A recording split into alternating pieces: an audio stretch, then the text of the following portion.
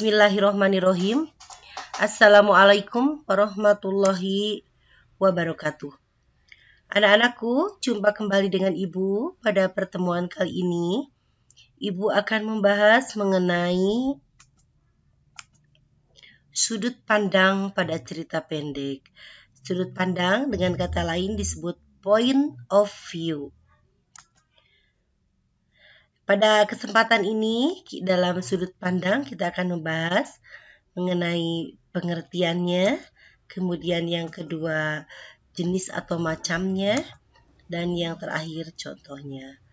Oke anak-anak, kita balik ya, tidak mulai dari pengertian, tapi kita mulai dengan contoh.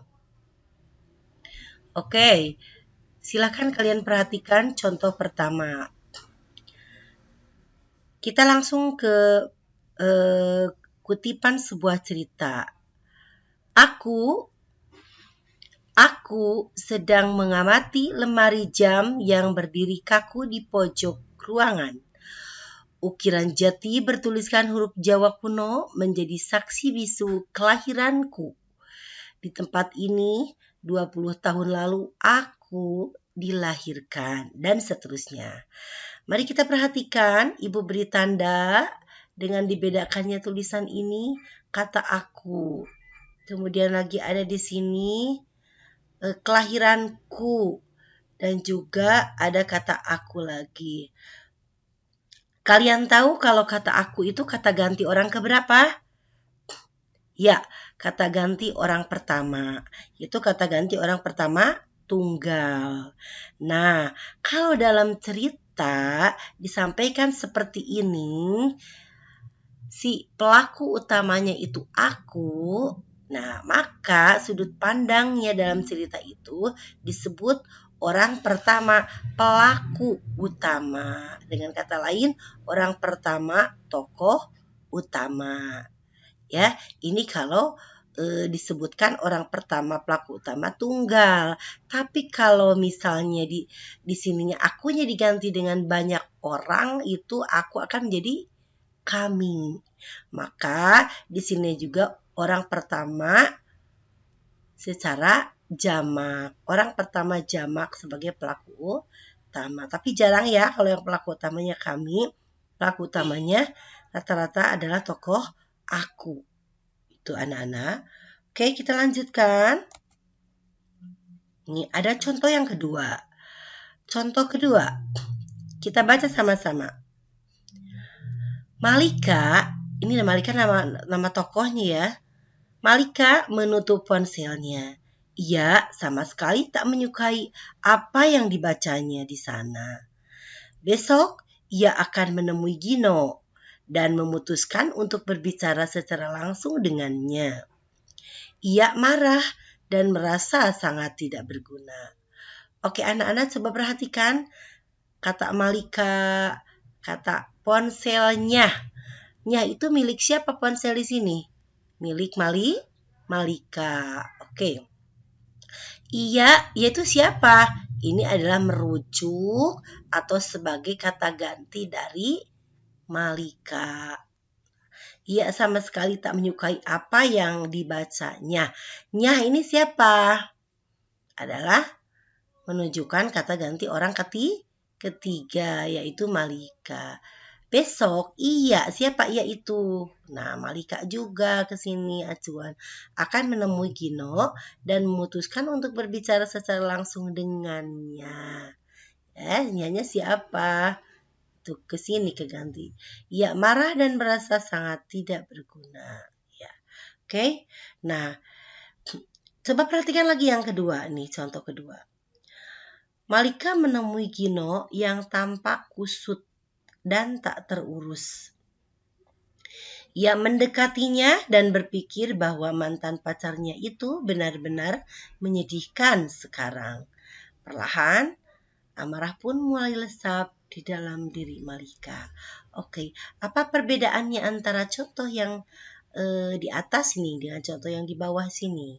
Ini sama-sama sudut pandangnya adalah orang ketiga pelaku utama. Terbukti ada kata ganti orang ketiga, dan yang dibicarakan adalah, yang diceritakan adalah orang lain ya. Tapi ada perbedaannya. Yang pertama ini contohnya adalah orang ketiga pelaku utama sebagai pengamat. Mengapa sebagai pengamat? Karena si pembaca itu hanya mengamati saja, mengamati Malika, menutup ponselnya. Kita kan tidak tahu apa di dalam ponselnya itu, ya. Tapi beda dengan contoh yang kedua. Ini dianggap orang ketiga dalam cerita itu adalah orang ketiga pelaku utamanya serba tahu.